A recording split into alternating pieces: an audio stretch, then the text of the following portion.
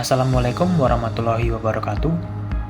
Perkenalkan, saya Jeremy Utagalung selaku moderator dari kelompok 5 yang akan membawakan video pembelajaran yaitu jamur produksi steroid. Adapun yang menjadi anggota kelompok dari kelompok 5 yaitu adalah saya sendiri, Jeremy Utagalung, Muhammad Raihan, Zenas Putri Ayuning Tias, Argarita Vezia Sinaga, Febian Cantika Putri, Naila Hania Naswa, Teresia Simanjuntak, Asifa Kaulaniaya, Luciana Sinaga, Dwi Ara Ailika Adrin, Hayuning Puspa Wijayati, Anissa Zahra, Kezia Putri Yosep bin Saragi. Adapun materi yang pertama yang akan dibawakan teman saya yaitu jamur penghasil steroid. Baik, di sini saya akan menjelaskan pengertian dari jamur penghasil steroid, yaitu sekelompok jamur termasuk ragi, kapang, dan jamur pangan atau makroskopis yang mensintesis senyawa steroid sebagai bagian dari metabolisme mereka. Steroid utama yang diproduksi oleh jamur adalah ergosterol dan turunannya yang sering disebut sebagai ergosteroids atau steroid tipe ergostana. Steroid sangat penting bagi jamur karena berfungsi untuk mengatur fluiditas dan struktur membran sel jamur, melakukan fungsi imunologis bagi jamur itu sendiri, dan melindungi diri dari infeksi jamur lain di lingkungan mereka. Selanjutnya adalah mekanismenya, biosintesis inti. Jamur mulai memproduksi steroid dengan mensintesis ergosterol sebagai molekul induk. Struktur dasar yang digunakan adalah kerangka 5A ergosten. Ratusan metabolit steroid baru diisolasi setiap tahunnya dari jamur dan sebagian besar merupakan turunan langsung dari ergosterol ini. Lalu selanjutnya adalah modifikasi kimiawi. Setelah ergosterol terbentuk, jamur menggunakan berbagai proses enzimatik untuk mengubahnya menjadi berbagai jenis fungsional yang sering disebut ergosteroids. Lalu ada mekanismenya yang meliputi yang pertama, oksigenasi dan hidroksilasi, penambahan gugus fungsi seperti oksigen atau hidroksil min-OH pada posisi tertentu ke rangka steroid untuk mengubah aktivitas biologisnya. Lalu yang kedua adalah dehidrogenasi, yaitu menghilangkan atom hidrogen untuk membentuk ikatan rangkap baru yang menghasilkan senyawa seperti 9-dehidroesgosterol atau 14-dehidroesgosterol. Lalu yang ketiga adalah estifikasi. Jamur dapat menggabungkan ergosterol dengan asam lemak seperti asam laurat atau asam oleat melalui reaksi esterifikasi untuk menghasilkan bentuk ester yang memiliki kelarutan yang berbeda-beda. Selanjutnya adalah rearrangement. Beberapa jamur memiliki mekanisme yang lebih kompleks untuk memodifikasi struktur steroid mereka. Yang pertama adalah produksi Diels alder alami.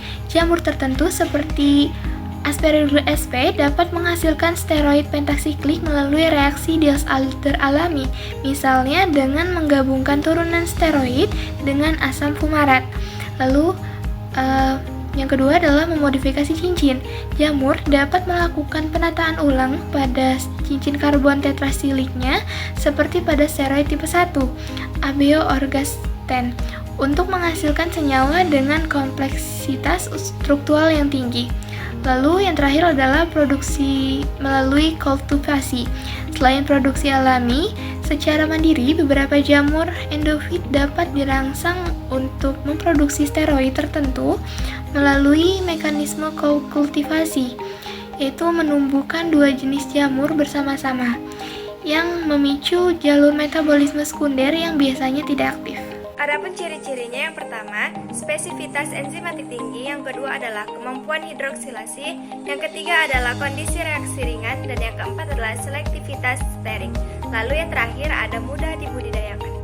Teman-teman tahu gak sih apa saja peran dari jamur itu?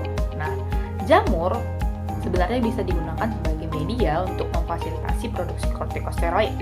Selanjutnya bisa meningkatkan nilai prekursor, lalu bisa mengurangi biaya dan tahapan produksi, serta digunakan untuk pengembangan obat-obatan baru. Nah, itu dia peran-peran dari jamur. Saya akan membahas beberapa jenis jamur yang berperan dalam produksi steroid, yaitu Saccharomyces cerevisiae, Rhizopus spp, Aspergillus spp, dan Penicillium spp. Jenis yang pertama yaitu dia Saccharomyces cerevisiae. merupakan ragi yang menghasilkan ergosterol, yaitu sterol utama yang penyusun membran sel jamur, yang berperan sebagai prekursor penting dalam sintesis senyawa steroid di bidang farmasi. Yang berikutnya jenis yang kedua itu dia ada Rhizopus spp. Dimanfaatkan karena kemampuannya melakukan biotransformasi steroid, khususnya melalui proses hidroksilasi penting dalam pembentukan steroid aktif secara biologis. Yang ketiga itu dia ada Aspergillus spp. Aspergillus spp itu memiliki aktivitas metabolik yang tinggi dan mampu menghasilkan enzim yang berperan dalam oksidasi serta memodifikasi struktur steroid, sehingga banyak digunakan dalam industri farmasi. Dan yang terakhir ya, jenis yang keempat itu adalah Penicillium spp. Selain dikenal sebagai penghasil antibiotik, juga mampu memproduksi sterol dan melakukan biokonversi senyawa steroid melalui jalur metabolik tertentu. Demikianlah keempat jenis jamur yang dapat memproduksi yang namanya itu dia steroid. Demikian penjelasan yang bisa saya berikan. Selanjutnya adalah mekanisme reproduksi jamur yang menghasilkan sporofit. Yang pertama ada Saccharomyces cerevisiae atau yang disebut ragi. Dia bereproduksi secara aseksual, yang dimana dia menghasilkan tunas. Yang pertama, sel induk membentuk tonjolan, lalu lama-kelamaan berkembang menjadi tunas yang menghasilkan sel baru dan berkembang menjadi jamur yang baru.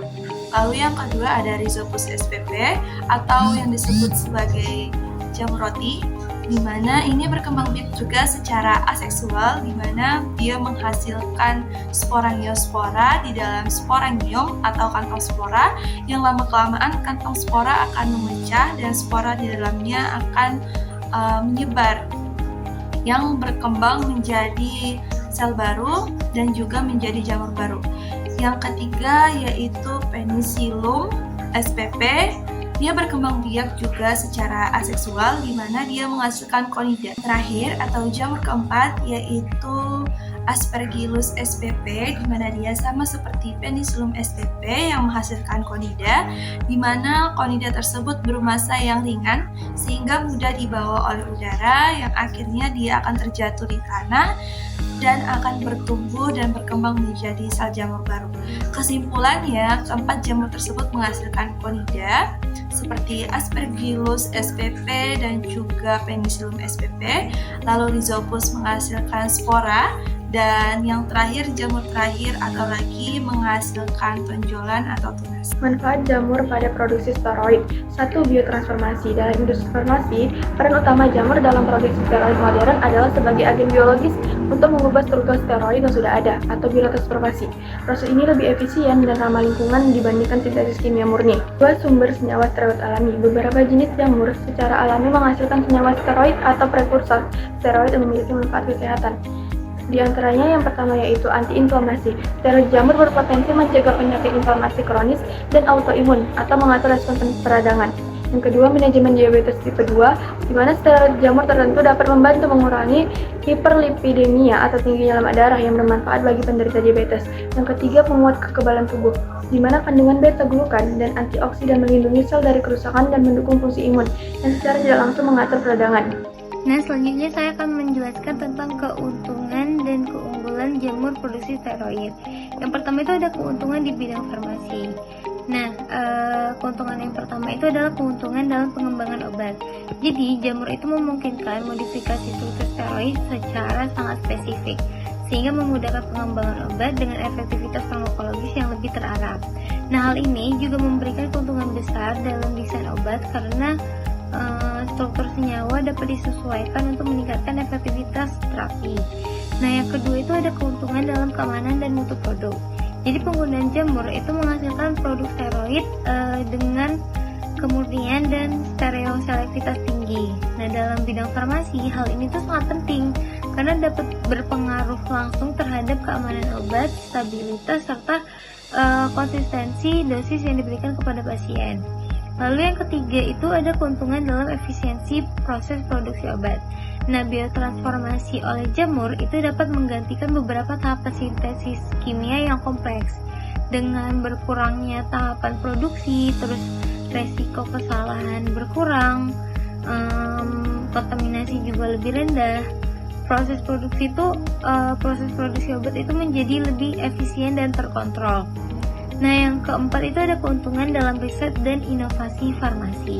Jadi jamur ini tuh memberikan keuntungan yang besar dalam penelitian farmasi karena dapat menghasilkan variasi struktur steroid yang luas. Nah, hal ini tuh mempermudah penemuan kandidat obat baru tanpa harus merancang ulang proses sintesis kimia dari awal. Selanjutnya itu akan dilanjutkan oleh teman saya. Pembahasan selanjutnya adalah keuntungan di bidang umum. Yang pertama, keuntungan dalam segi biaya produksi. Nah, karena produksi steroid itu menggunakan jamur yang energi yang lebih rendah karena tidak memerlukan suhu dan tekanan yang tinggi, hal inilah yang menyebabkan biaya operasional industrinya secara signifikan lebih rendah dibandingkan sintesis kimia konvensional. Yang kedua adalah keuntungan dalam skala industri. Jamur dapat mudah dikultur dalam jumlah yang besar dan menggunakan media yang relatif murah. Nah, hal inilah memberikan keuntungan bagi suatu industri karena memproduksi secara massal dan berkelanjutan secara stabil. Dan yang ketiga adalah keuntungan dalam segi keselamatan kerja. Karena produksi steroid tidak menggunakan bahan kimia yang keras dan kondisi yang ekstrem, maka hal inilah menyebabkan risiko kecelakaan kerja di industri itu menjadi lebih rendah. Dan yang terakhir adalah keuntungan dalam keberlanjutan industri, di mana penggunaan jamur mendukung sistem produksi yang berkelanjutan karena dapat mengurangi limbah berbahaya dan bahan kimia sintesis. Nah, sehingga lebih sesuai dengan regulasi lingkungan modern saat ini. Nah, selanjutnya kita akan membahas tentang perannya dalam produksi obat-obatan. Steroid merupakan senyawa penting yang banyak diproduksi dalam bidang farmasi karena manfaatnya yang luas. Antara lain, digunakan dalam pengobatan kanker untuk menekan peradangan dan reaksi imun, mengatasi infusiesi adrenal sebagai terapi pengganti hormon, serta membantu penanganan osteoporosis melalui pengaturan metabolisme tulang. Selain itu, steroid juga berperan dalam pencegahan penyakit jantung koroner. Digunakan sebagai agen anti jamur dan anti obesitas, serta dimanfaatkan dalam pencegahan dan pengobatan infeksi HIV dan AIDS untuk mengurangi peradangan dan meningkatkan kualitas hidup pasien. Baik, selanjutnya penerapan aplikasi jamur pada bidang biotransformasi. Beberapa modifikasi molekuler pada steroid sangat sulit, bahkan hampir mustahil dilakukan dengan reaksi kimia di laboratorium biasa. Disinilah jamur dengan enzim-enzimnya sebagai spesialisnya. Mari kita ambil contoh ikonik, yaitu produksi kortison. Langkah kritisnya adalah menambahkan gugus hidroksil pada posisi ke-11 atom karbon rangka steroid dengan orientasi spesifik yang disebut dengan 11-alpha hidroksilasi. Melakukan ini pada molekul progesteron secara kimiawi itu rumit, boros, dan rendemennya rendah. Namun, jamur seperti Rhizopus telah mengembangkan enzim yang sempurna untuk tugas ini, yaitu 11-alpha hidroksilasi. Cukup dengan menumbuhkan jamur ini bersama progesteron, dalam satu langkah fermentasi kita dapat 11 hidroksi progesteron dengan efisiensi dan spesifikasi tinggi. Senyawa ini adalah bahan baku penting untuk membuat kortison. Dengan kata lain, jamur bertindak sebagai pabrik enzimatik mikroskopis yang dapat menyelesaikan masalah sintesis kompleks dengan cara yang elegan dan berkelanjutan, membuka jalan bagi produksi massal obat-obatan untuk dapat menyelamatkan banyak nyawa.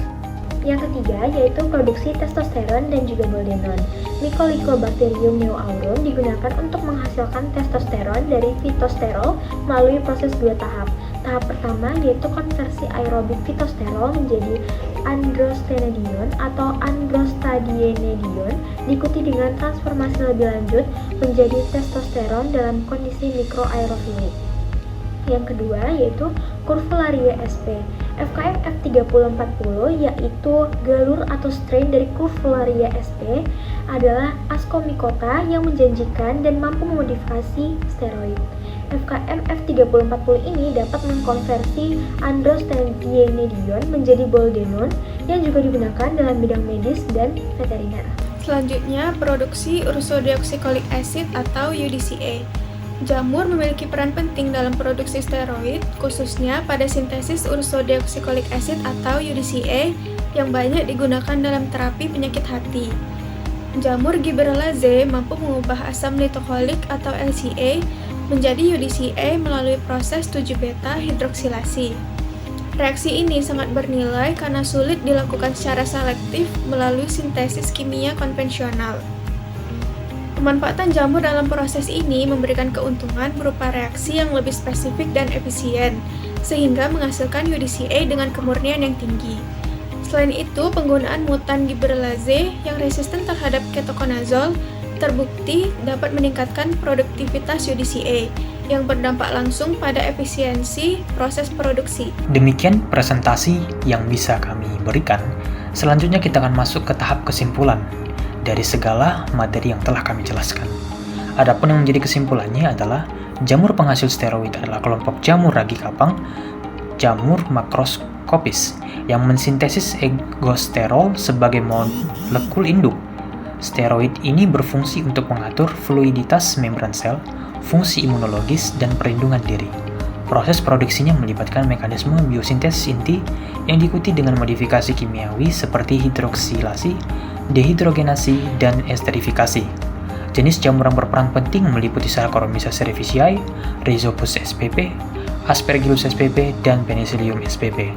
Dalam industri farmasi, jamur ini sangat unggul karena memiliki spesifisitas enzimatik yang tinggi dan mampu melakukan biotransformasi yang lebih efisien, murah, serta ramah lingkungan dibandingkan sintetis kimia murni. Pemanfaatannya mencakup produksi kortikosteroid hingga pengobatan penyakit kronis seperti kanker, diabetes tipe 2, dan HIV atau AIDS. Demikianlah video penjelasan yang dapat kami sampaikan. Jikalau ada salah kata dalam pemaparan materi ataupun tutur kata, kami mohon maaf. Sekian dari kami ucapkan terima kasih.